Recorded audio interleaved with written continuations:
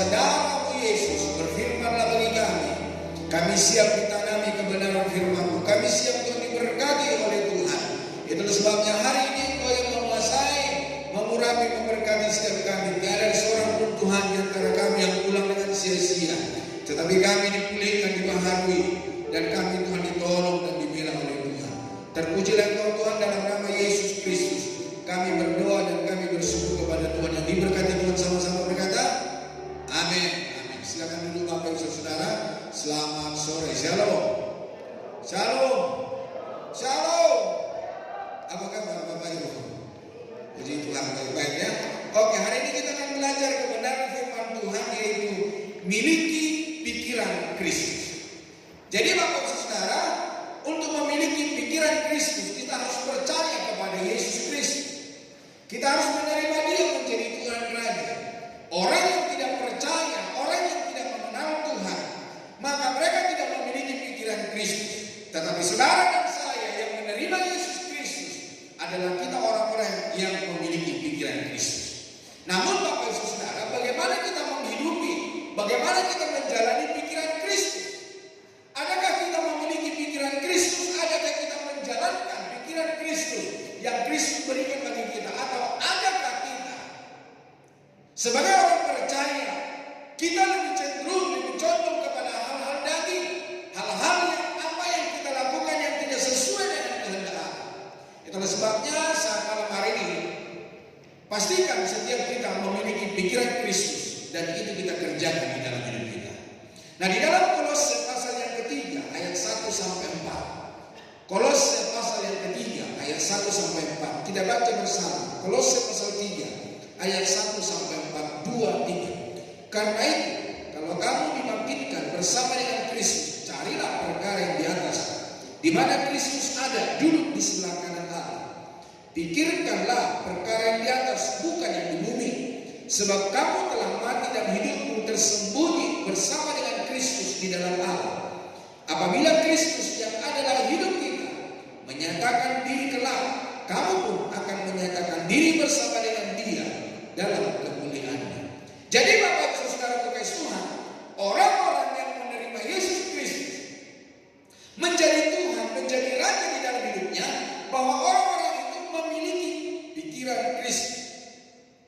Ketika kita telah dipilih, ketika kita telah mati, ketika kita telah dibangkitkan bersama dengan Kristus, maka saudara dan saya ada di dalam Yesus Kristus, dan hidup kita tersembunyi bersama dengan Kristus. Kristuslah yang nyata, perkataan Kristuslah yang nampak, perbuatan Kristuslah yang nampak. Ketika kita hidup di dalam iman dan percaya kita kepada Yesus, kalau pemikiran Kristus, perkataan Kristus tidak ada di dalam hidup kita, maka hari ini kita harus bertobat, saudara.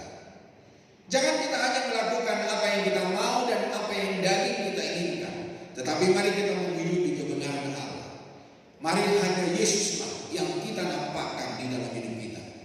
Memilih pikiran Kristus atau mindset Kristus, mengusahakan untuk berpikir, merasa, bertindak seperti Kristus. Di dalam 1 Korintus pasal yang kedua ayat yang ke-16, 1 Korintus pasal 2 ayat 16 berkata begini. Sebab siapakah yang mengetahui pikiran Tuhan sehingga ia dapat menasihati Dia? Tetapi kami memiliki pikiran Kristus. Katakan dulu, aku memiliki pikiran Kristus. Aku akan menjalankan pikiran Kristus. Jadi Bapak Saudara kekasih Tuhan, pastikan hari ini setiap kita yang ada, kita memiliki pikiran Kristus. Kita memiliki apa yang dikatakan oleh Yesus, dan itu kita lakukan di dalam hidup kita. Salah satu hal yang tidak terpisah dari kehidupan manusia adalah pikiran. Di sana manusia memahami sesuatu, menganalisa, juga kemudian mengambil keputusan atau pilihan. Nah, di dalam diri kita ada sebuah wadah yang ditaruh oleh Tuhan, dan di mana setiap apa yang kita terima, apa yang kita pikirkan, apa yang kita kerjakan, dan apa yang kita lakukan di dalam hidup kita, adakah sesuai dengan kebenaran firman Tuhan atau sesuai dengan apa yang dikatakan oleh daging ini? Karena beriman kepadanya kita belajar untuk memiliki pikiran Kristus. Pikiran Kristus adalah pola atau model dan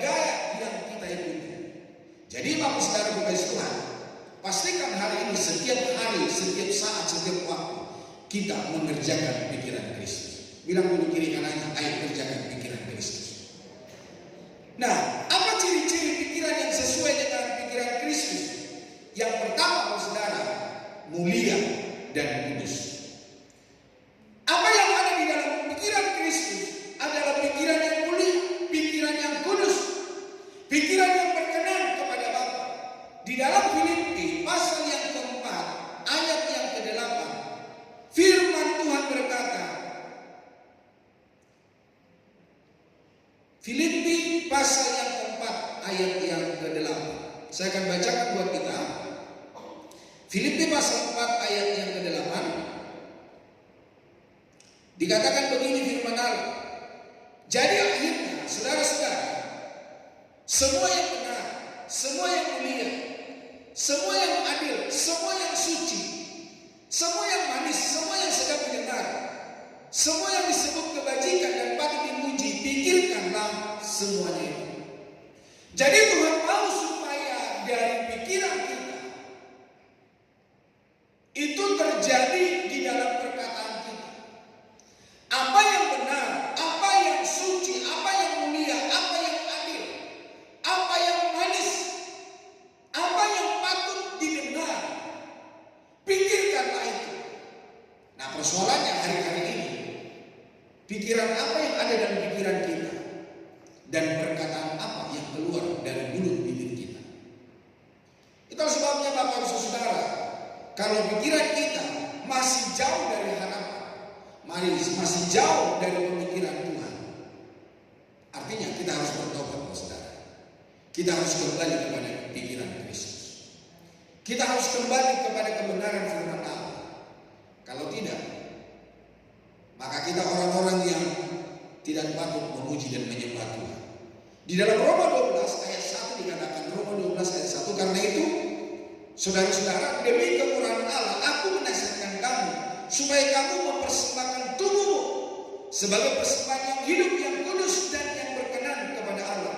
Itu adalah ibadahmu yang sejati. Seperti apa ibadah yang sejati di hadapan Tuhan? Apakah datang ke gereja? Apakah memuji memuliakan Tuhan? Itu betul, saudara. Tetapi itu harus diimbangi dengan berkenan kepada Tuhan. Tidak ada perkataan kotor, tidak ada perkataan yang tidak sesuai dengan kebenaran firman Tuhan. Perilaku kita, perbuatan kita, tutur kata kita sesuai dengan kebenaran firman Allah. Apa yang dipikirkan oleh Tuhan, apa yang dikerjakan oleh Tuhan, itulah yang kita kerjakan di dalam hidup kita. Kalau kita masih jauh dari apa yang dikatakan oleh firman Allah, tentu hari ini sekali lagi kita harus bertobat. Bilang dulu kiri kanannya, kita harus bertobat. Sekali lagi katakan, kita harus bertobat. Kita harus mengerjakan pekerjaan Bapa yang mulia. Tidak ada hal yang kita bisa kerjakan selain hanya menyenangkan dan memuliakan hati Tuhan. Adakah di antara kita hari-hari kita senantiasa memikirkan hal yang kudus? Memikirkan hal yang benar yang berkenan kepada Tuhan? Ada pikiran kita hanya menyenangkan Tuhan? Seluruh tubuh kita memuliakan Tuhan? Tuhan berkata, persembahkanlah tubuhmu yang berkenan kepada Tuhan. Jadi persembahan hidup yang dikehendaki oleh Tuhan adalah tubuh yang berkenan, pemikiran yang berkenan, pemikiran yang sesuai dengan kehendak, bukan pekerjaan yang malas-malas, bukan melayani malas-malas. Kita harus strong di hadapan Tuhan. Kita harus kuat di dalam Tuhan. Bapak Ibu Saudara, di dalam 2 Korintus pasal 4 ayat 3 sampai 4. 2 Korintus pasal 4 ayat 3 sampai 4 dikatakan, jika Injil yang kami beritakan masih tertutup juga, maka ia tertutup untuk mereka yang akan binasa. Kalau Injil Kristus, kalau perkataan Kristus itu tertutup di dalam hidup kita, berarti ketika kebenaran firman Allah tertutup di dalam hidupmu, engkau adalah orang yang akan binasa. Apakah kita mau binasa? Bilang dulu kiri kanannya, apakah kamu mau binasa? Tentu saya yakin dan percaya tidak ada di antara kita yang mau binasa. Amin.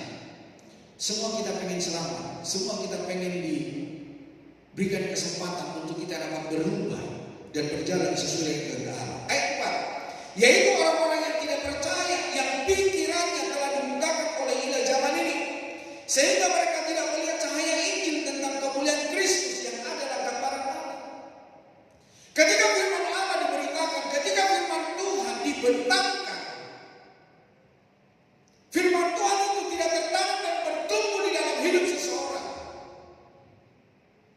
Yang artinya firman Tuhan itu hanya lewat, tidak ada mempengaruhi hidupnya.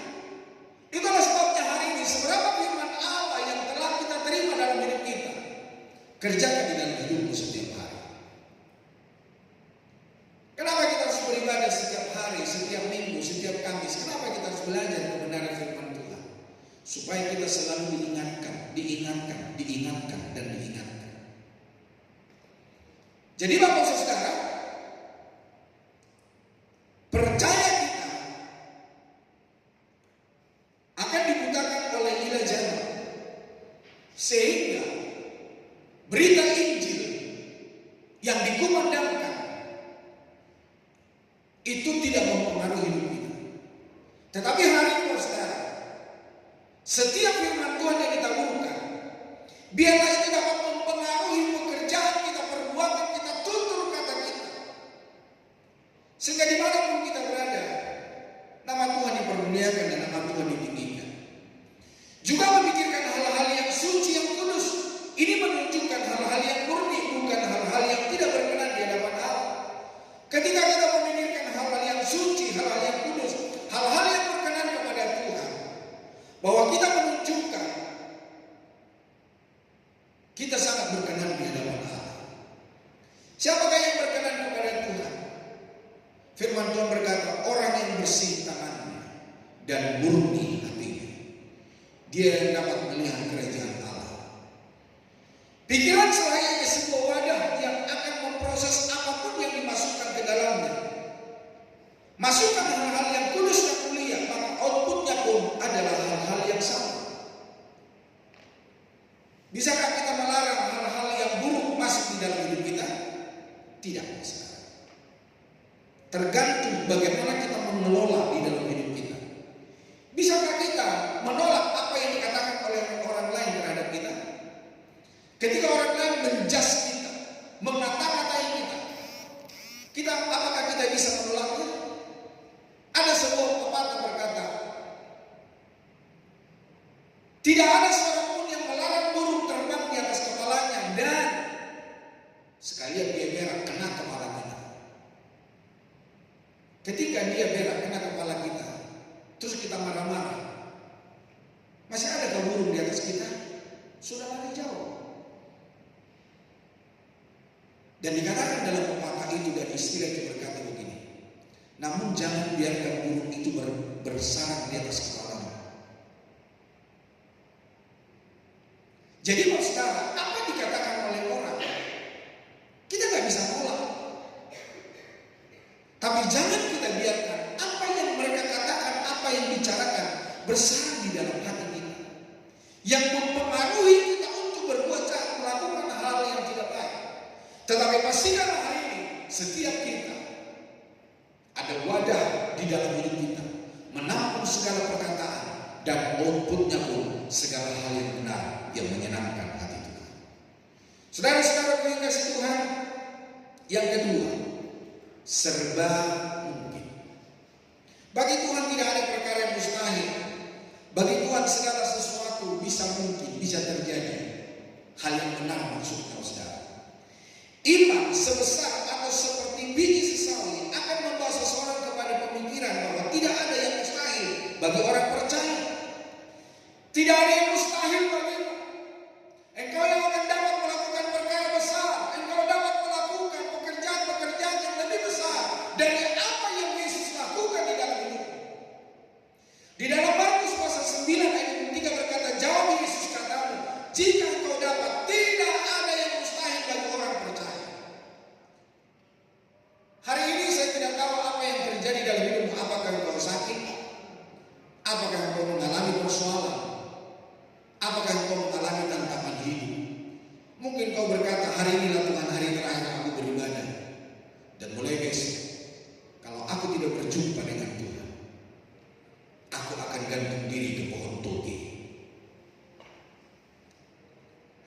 Bapak Ibu saudara kekasih Tuhan, orang yang percaya kepada Yesus Kristus, tidak ada yang mustahil bagi orang-orang itu. Jika kau percaya kepada Yesus Kristus, kuasa telah engkau terima dan kau dapat melakukan perkara yang besar. Di dalam Injil Yohanes 14 ayat 12, Injil Yohanes 14 ayat 12 dikatakan begini. Aku berkata kepadamu, sesungguhnya barang siapa percaya kepadaku, ia akan melakukan juga pekerjaan-pekerjaan yang aku lakukan, bahkan pekerjaan-pekerjaan yang lebih besar daripada itu, sebab aku pergi kepada Bapa. Jadi firman Allah berkata bahwa kita mampu melakukan pekerjaan-pekerjaan yang lebih besar daripada apa yang dikerjakan oleh Yesus. Percaya ke Bapak Ibu? Kok rasanya ragu-ragu ya? Betul kan? Bapak Ibu saudara, ketika engkau percaya, ketika engkau mengimani, engkau pun dapat melakukan perkara besar. Tidak memandang siapa kita, apakah kita ini rumah tangga, apakah kita orang-orang biasa, siapapun kita hari ini, ketika engkau percaya, engkau dapat melakukan perkara besar.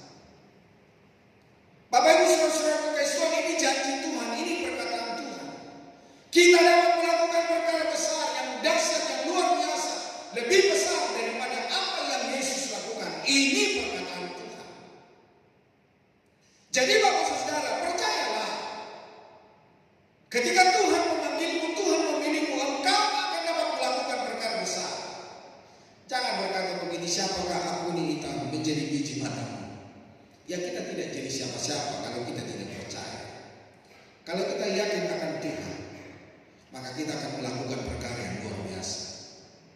Sebesar apapun persoalan terjadi dalam hidupmu, maka itu akan sangat kecil di hadapan Tuhan, dan kau menjadi pemenang dalam kehidupan. Bapak Ibu saudara kekasih Tuhan, di dalam Kejadian pasal 18 ayat 14, Kejadian 18 ayat 14 dikatakan begini. Adakah sesuatu apapun yang mustahil untuk Tuhan? Adakah sesuatu yang tidak bisa dilakukan dan dikerjakan oleh Tuhan? Bukan dosa ya, bukan hal yang negatif. Adakah sesuatu yang tidak bisa dilakukan oleh Tuhan di dalam hidupmu? Pada waktu yang telah ditetapkan itu, tahun depan aku akan kembali mendapatkan engkau. Pada waktu itulah Sarah mempunyai seorang anak laki-laki. Ketika Tuhan berfirman, tahun depan kamu akan punya anak. Apakah Sarah punya anak? Punya anak. Bukan anak tetangga, bukan anak teman, tapi anak yang dilahirkan dari rahimnya sendiri. Di dalam firman Tuhan berkata bahwa Sarah sudah mati pucuk. Sudah tak mungkin dia akan mengandung saudara. Tetapi bagi Tuhan tidak ada perkara yang mustahil. Itu pun akan terjadi di dalam hidupmu ketika kau percaya, ketika kau sungguh-sungguh akan kebenaran firman Tuhan. Tuhan mampu melakukan perkara besar di dalam hidupmu. Itulah janji Tuhan. Karena firman Tuhan tadi berkata, bahkan lebih besar dari apa yang Yesus kerjakan, itu akan Tuhan kerjakan di dalam hidupmu. Bilang dulu kiri kanannya, tidak ada yang mustahil bagi Tuhan. Tuhan mampu melakukan perkara besar di dalam hidup. Jadi Bapak Ibu saudara kekasih Tuhan, kalau Sarah yang umur 80 tahun Tuhan berikan anak. Bapak Ibu umurnya berapa sekarang? Sudah 80? Ada yang sudah 80? Ayo suami-suami bilang dulu sama istrinya, kamu masih punya kemungkinan punya anak. Sebelum disteril itu pastinya.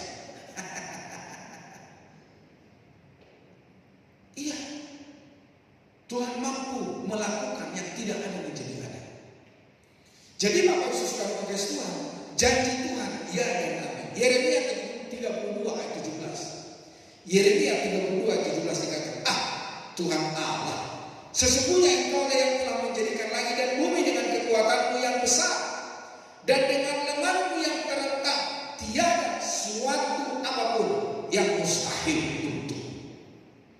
Tidak ada sesuatu pun di hadapan Tuhan yang tidak bisa dikerjakan dan tidak bisa dilakukan. Ada di antara Bapak Ibu yang pernah membaca Tante Hana di dalam Samuel. Hana itu tidak punya anak.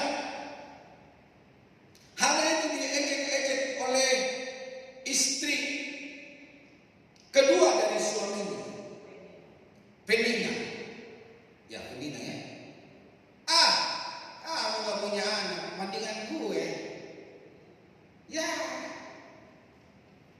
Dia menangis di hadapan Tuhan dan berkata, Tuhan, aku diejek, aku dihina.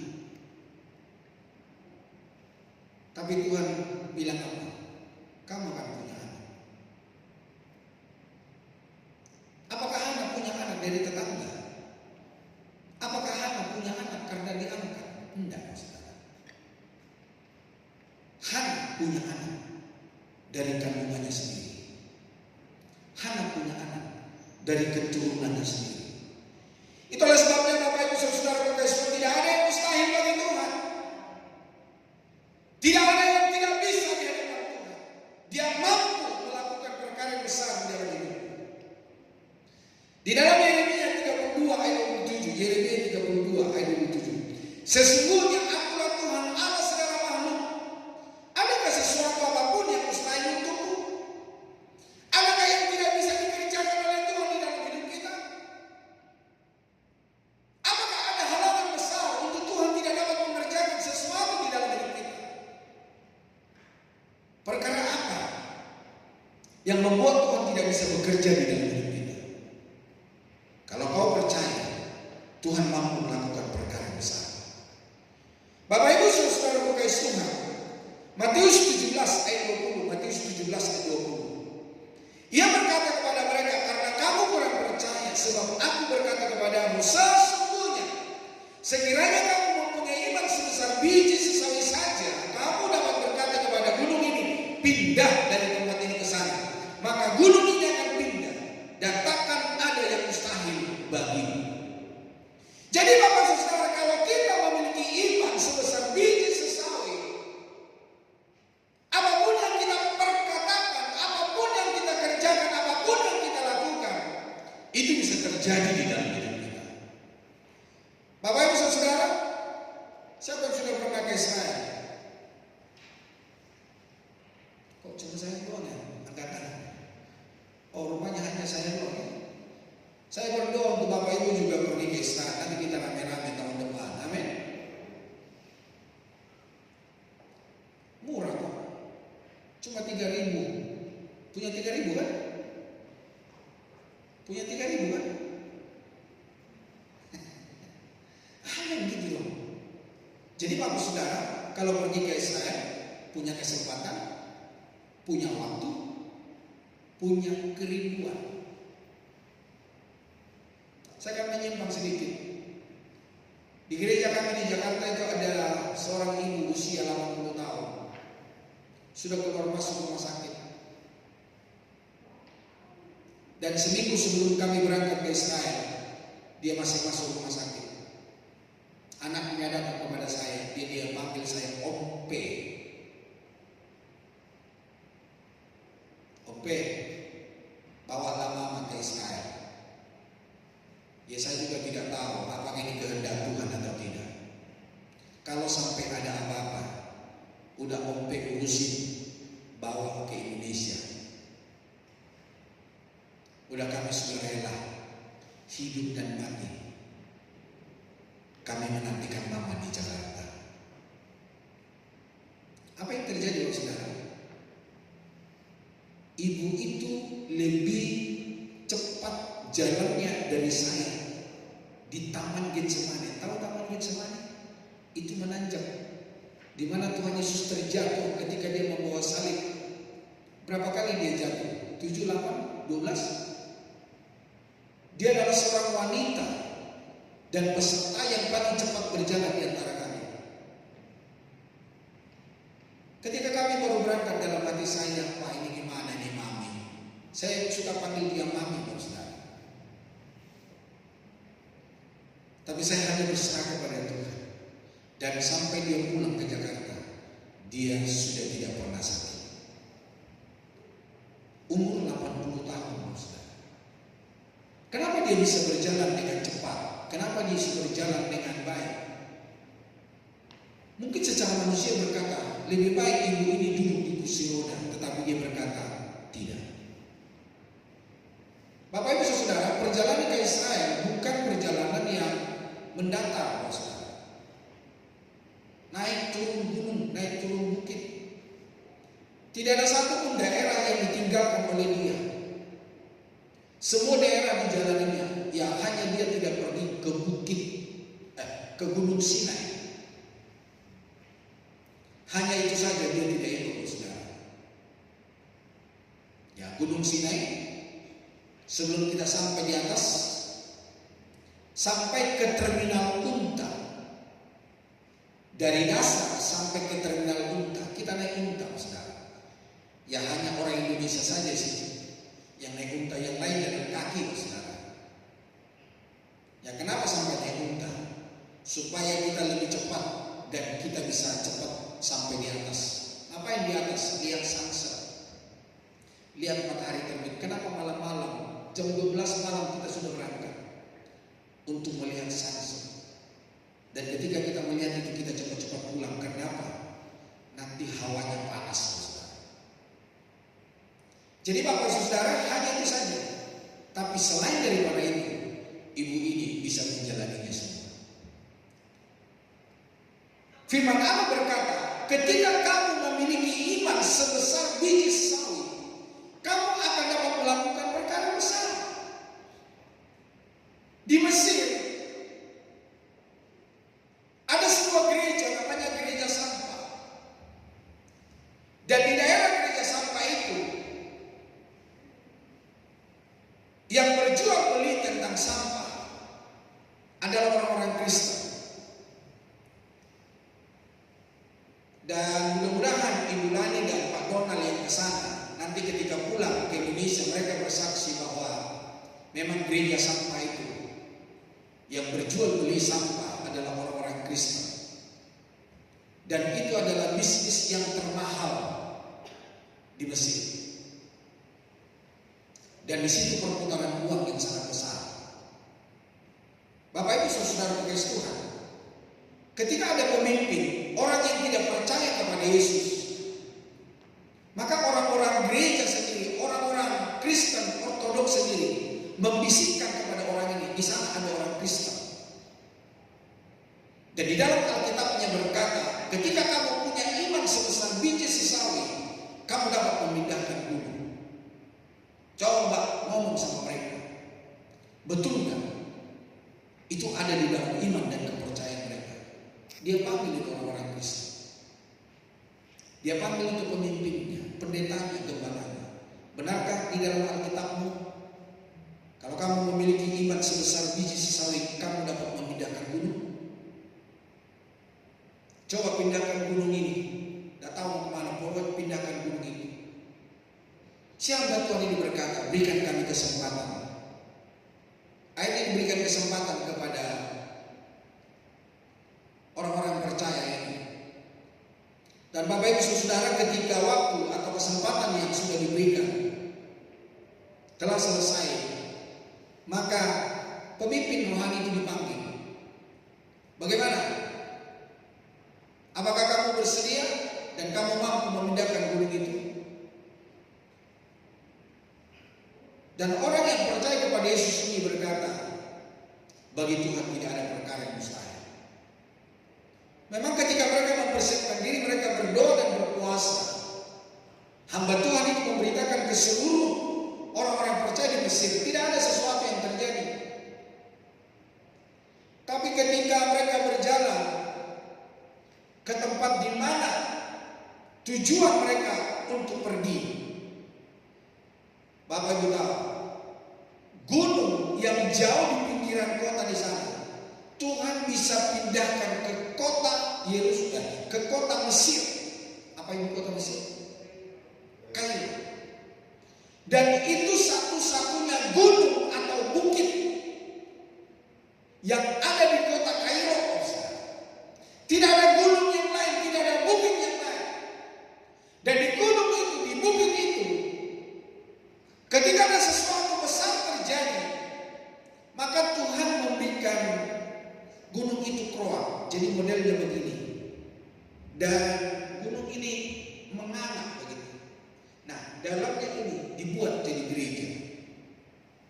Bapak Ibu Saudara, memang secara manusia, orang-orang Kristen Ortodoks di Mesir tidak bisa melakukan itu.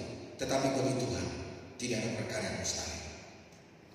Sebesar apapun persoalan dan tantangan dalam hidup kita, jika engkau percaya, engkau pun dapat melakukan hal-hal yang besar. Bapak Ibu saudara kasih Tuhan, di dalam Matius pasal yang ke-8 ayat 13 berkata, Matius pasal 8 ayat 13. Lalu Yesus berkata kepada perwira itu, pulanglah dan jadilah kepadamu seperti yang kau percaya. Maka pada saat itu juga sembuhlah hambanya.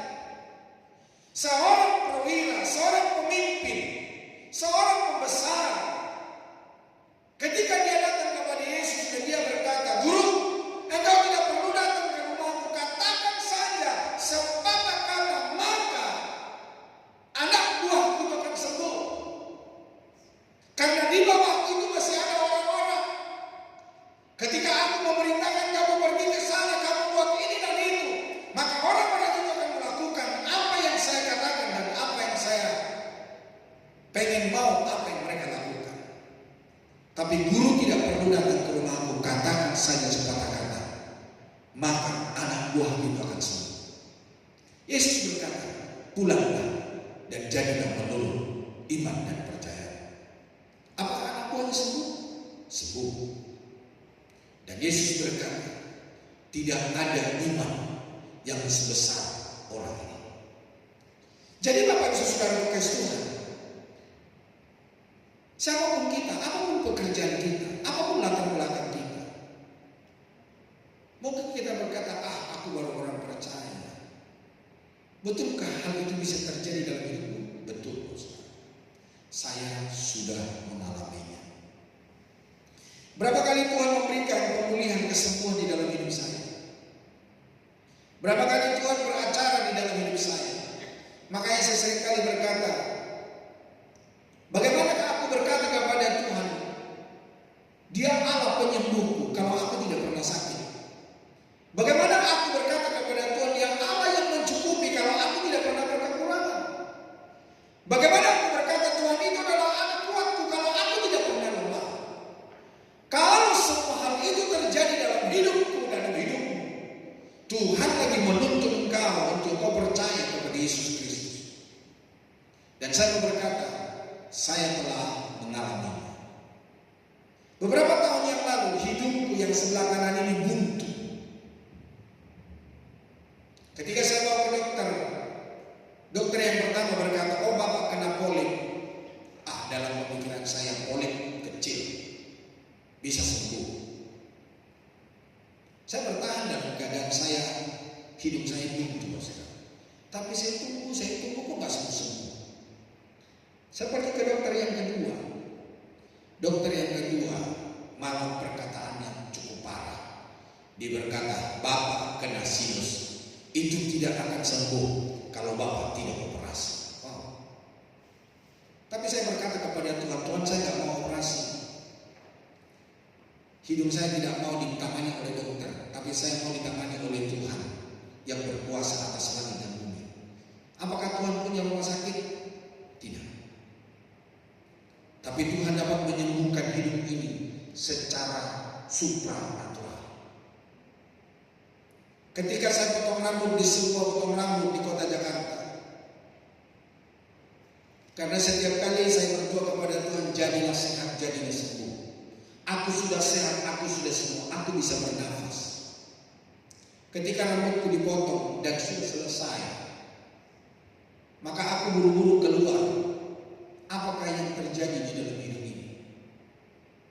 Saya pengen mujizat, saya pengen sesuatu yang dapat saya lihat, yang dapat saya saksikan. Maka kalau saudara kasih Tuhan, saya gak sembarangan buang ingus dari hidup saya. Di depan potong rambut itu ada sebuah pas bunga. Maaf. Saya buang di situ. Apa yang keluar, saudara? Ada daging sebesar kacang hijau. Dan saya melihat urat-urat itu masih hidup, saudara. Dan saat itu hidup saya mulai bisa bernapas, tapi belum seperti sekarang. Pulih sehat. Saya berdoa terus dan saya berkata, Tuhan telah sembuhkan saya, Tuhan telah tolong saya. Kalau orang yang tidak percaya melihat saya, orang berkata ini sudah gila, ini pendeta. Katanya sudah sembuh, padahal belum. Tapi itulah iman orang yang Setiap hari saya berdoa, saya sehat, saya pulih. Makanya kalau ada pergumulan kita seperti bergumul tentang tanah yang di belakang, tanah yang di samping, imani saja, doain saja. Makanya setiap pagi di tempat ini saya berdoa, di situ saya berkata, tanah ini adalah milik kepunyaan Tuhan dan tanah ini kembali untuk hormat kemuliaan nama Tuhan. Saya tidak tahu kapan diberikannya untuk kita. Kadang-kadang kalau saudara, iman saya mulai lemah. Benar enggak ini tanah ini bergereja? Tapi Tuhan kembali menguatkan iman saya. Tanah ini adalah milikmu, tanah ini adalah kepunyaanmu, dan tanah ini kembali untuk hormat kemuliaan nama Tuhan. Kembali ke hidup saya yang utuh. Saya berdoa tiap hari dan saya berkata, aku telah sembuh, aku telah pulih. Suatu saat Tuhan berikan kesempatan buat saya untuk ke Yerusalem. Dan orang-orang yang sudah pernah ke Yerusalem berkata, untuk kamu mendapatkan sebuah anugerah, tuliskanlah apa yang menjadi doa dan permohonanmu. Waktu itu doa dan permohonanku dari Jakarta supaya saya punya rumah di kota Jakarta. Dan saya tuliskan doa saya dan saya taruh di tembok ratapan. Dan saya berkata, Tuhan, saya butuh rumah. Tapi ternyata Tuhan tidak mengizinkan itu. Tuhan tidak mementingkan rumah untuk saya. Tetapi Tuhan mau menyatakan sesuatu yang luar biasa dalam hidup saya. Dari perjalanan ke Mesir, ke Gunung Sinai ke Yerusalem, Yerusalem ke Yordania, dan kita pulang. Bapak Ibu Saudara, di dalam perjalanan dari Mesir ke Gunung Sinai, di situ kita akan lewat waktu bangsa Israel berperang dengan bangsa Amalek.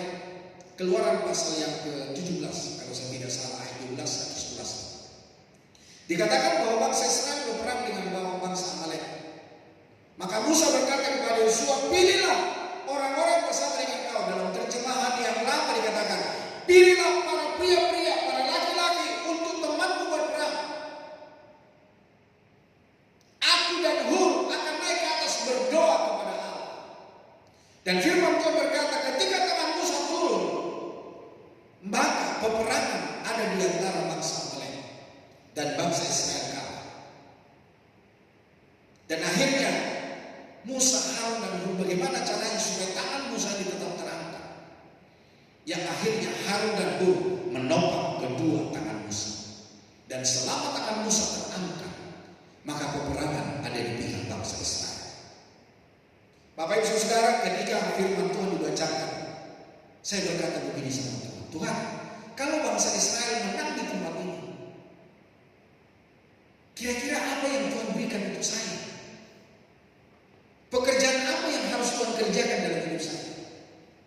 Saya tidak tahu, Ustaz. Tetapi ketika firman Tuhan dibacakan, ada sesuatu yang terjadi yang luar biasa di dalam hidup saya. Ada geliat-geliat, ada pergerakan-pergerakan yang sangat luar biasa. Dalam hati saya begini, jangan-jangan sudah ada bulan dan hidup saya ini membusuk. Dan akhirnya saya bilang sama driver, Pak, tolong bukain pintu. Ya karena drivernya di sebelah kiri, pintunya di sebelah kanan. Tolong bukain pintu, saya mau keluar. Ngapain Bapak di luar? Di luar ada binatang buas. Di luar ada orang-orang jahat. Gak usah keluar, di dalam aja, mau ngapain? Dalam hati saya, ini supir gimana ya? Padahal saya mau membuang apa yang isi dalam hidup saya. Tapi ketika dia berkata begitu, saya ingat istri saya selalu memberikan apa namanya ya? Samo itu apa? Bekal, bukan bekal makanan, tisu. Kalau saya pergi kemana-mana, baik di dalam kota, di kota Balikpapan, istri saya selalu bawa tisu. Akhirnya saya ingat, ada tisu di tas. Saya ambil tisu. Akhirnya begini Pak Saudara, saya tarik, terus saya keluarin lewat mulut. Apa yang terjadi Saudara? Ada keluar daging sebesar jari telunjuk. Bapak Ibu tahu?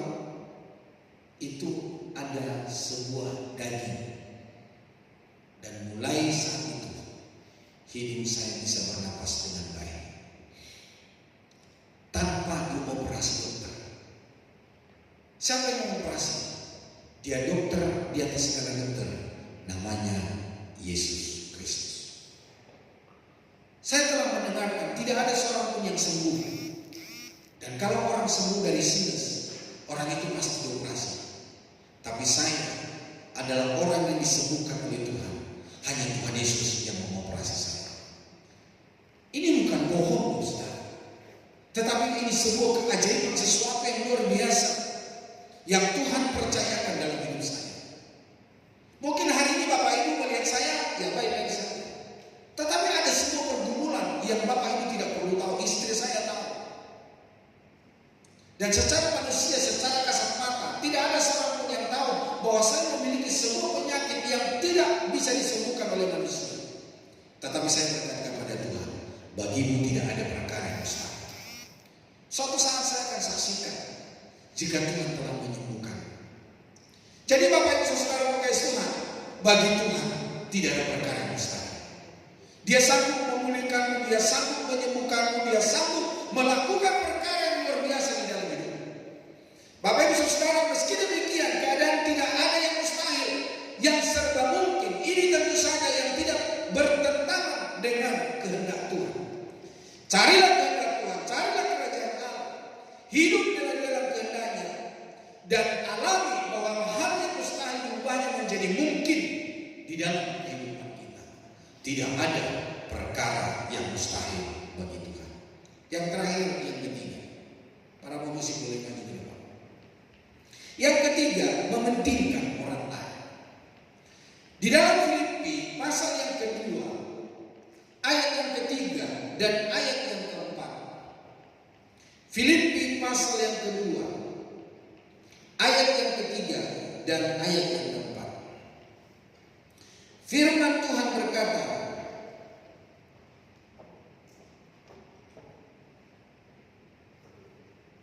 Filipi pasal 2 ayat 3 dan 4 dikatakan begini.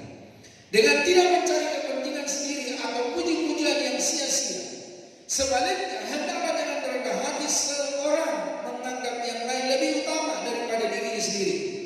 Dan janganlah tiap-tiap orang hanya memperhatikan kepentingannya sendiri, tetapi kepentingan orang lain juga. Saya telah menghadapi hal ini. Ya, bagi Bapak Ibu tentu tahu apa yang terjadi di gereja kita. Dan saya berkata, aku telah mengalaminya. Dalam kehidupan berkomunitas bersama-sama anggota tubuh Kristus yang lain, salah satu syaratnya adalah dengan menjaga kesatuan hati. Ya, saya tidak perlu ceritakan, saya tidak perlu membuka lembaran yang lama. Tetapi kalau saudara, Tuhan mengajarkan kita supaya kita lebih mementingkan kepentingan orang lain daripada kepentingan kita. Memang sakit Bapak, sakit Ibu. Hal-hal yang diceritakan, hal-hal yang diberitakan untuk kita, bukan hal yang kita lakukan, tetapi apa yang di luar yang kita pikirkan, itu yang mereka pikirkan. Dan mereka berkata, bahkan dikatakan, saya membawa barang gereja. Saya tanya sama teman-teman, barang apa yang saya bawa dari gereja ini? Teman-teman berkata, barang apa ya? Bukan Bapak yang mau barang dari gereja ini ke Jakarta, tapi Bapaklah yang mau barang dari Jakarta ke gereja ini. Sehingga kalau saudara kita bisa beribadah dengan tenang, kita telah memiliki air conditioner.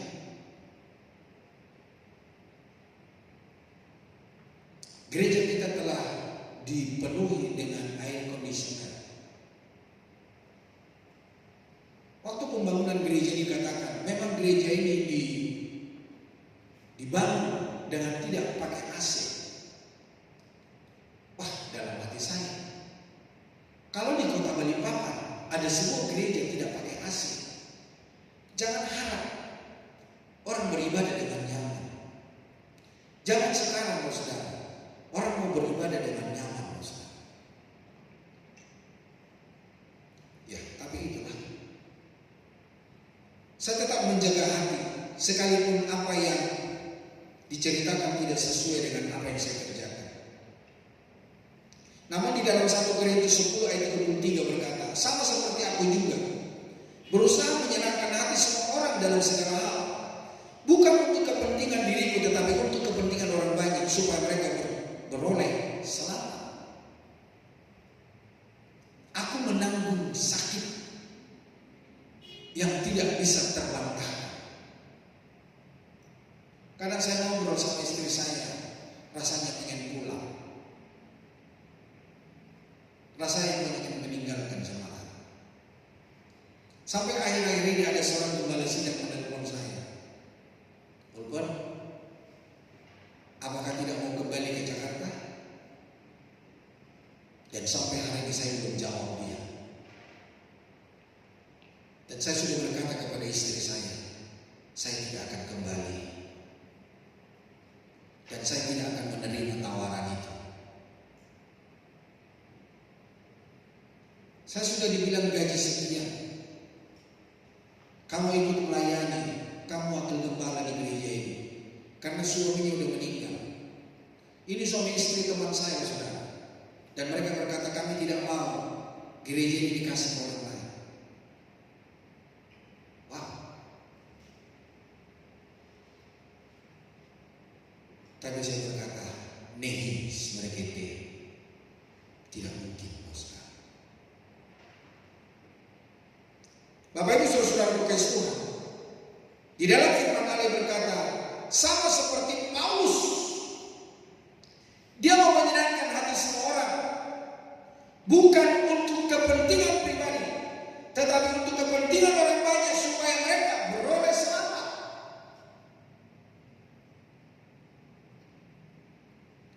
Ketika hal-hal yang kita kerjakan, ya bukan untuk keselamatan diri kita, tetapi keselamatan banyak orang. Banyak hal yang harus saya kerjakan. Menderita. Ya belum seperti Rasul Paulus. Tapi kalau Bapak Ibu bercerita, saya dapat berkata, aku tidak mengalaminya. Ada teman-teman yang sudah tahu apa yang menjadi persoalan dan masalah saya di gereja ini. Filipi pasal 2 ayat 4 dan 5 sebagai ayat terakhir berkata, dan janganlah tiap-tiap orang hanya memperhatikan kepentingan sendiri, tetapi kepentingan orang lain juga. Hendaklah kamu dalam hidupmu bersama menaruh pikiran dan perasaan yang terdapat juga dalam Kristus Yesus. Sebagaimana Yesus telah menanggung segala sesuatu yang diperkatakan kepada dia, apa yang tidak pernah dikerjakan, maka orang-orang menuduhkan. Dan akhirnya Yesus ditangkap, Yesus disalib, Yesus dihakimi, dan Yesus diperlakukan dengan tidak sesuai keadilan. Tapi apakah dia bisa menuntut keadilan? Dia tidak menuntut keadilan. Karena apa yang dikerjakan oleh Yesus adalah untuk kepentinganmu dan kepentinganmu, supaya kita beroleh selamat. Adakah kita memikirkan keselamatan orang lain? Mungkin ada di antara kita berkata, enak amat dia. Aku yang tersiksa, dia yang selamat. Aku yang menderita, dia beroleh pengampunan. Tapi Tuhan berkata, milikilah pikiran Kristus. Kalau kita berkata kita adalah milik Kristus, hendaklah apa yang menjadi pemikiran Kristus menjadi milik bagian kita. Itu tidak gampang, kawan. Tapi belajarlah. Saya yakin dan percaya Bapak Ibu Saudara akan mampu melakukannya karena Bapak Ibu menatap saya dengan luar biasa. Kalau Bapak Ibu tidak mampu datang kepada saya dan berkata, Pak, saya tidak kuat, Pak, saya akan mendoakan. Ada temanku di gereja ini yang dia berkata, udah Pak, saya pindah aja Pak. Dia menangis dan dia berkata, saya baru kali ini saya melihat hamba Tuhan diapa-apain oleh jemaat. Saya berkata begini sama beliau, Pak, kita tidak bisa melihat Tuhan. Kita tidak pernah melihat Yesus. Tapi lihatlah saya wakilnya Tuhan. Saya dapat mempertaruhkan itu kepada hamba-Nya. Dan saya berkata, mari kita bersama-sama maju terus di dalam Tuhan. Bapak Ibu Saudara, seberapa kita yang ada sore hari ini, mari kita bergandengan tangan. Kita maju terus di dalam Tuhan. Kalau Bapak itu tidak mau, ya sudah, aku pulang aja lah ya. Jangan sampai, Saudara. Mari kita sehati sepikir untuk kemuliaan nama Tuhan. Tuhan memberkati. Kesehatan diawali dengan cara berpikir benar. Dalam hal ini tidak memikirkan kepentingan sendiri, melainkan kepentingan orang lain lebih dahulu. Memikirkan kepentingan orang lain dimulai dari sikap kerendahan hati, seperti apa yang Kristus teladankan. Bagaimana untuk kita dapat memikirkan pikiran Kristus? Milikilah kerendahan hati. Tanggalkan segala keangkuhan hidup, tinggalkan segala kesombongan. Tanggalkan keakuan hidup. Hiduplah di dalam kebenaran firman Tuhan. Hiduplah di dalam kehendak Allah. Maka Tuhan akan memberikan damai sejahtera dan sukacita di dalam hidup. Amin. Tuhan Yesus memberkati. Mari kita datang kepada Tuhan.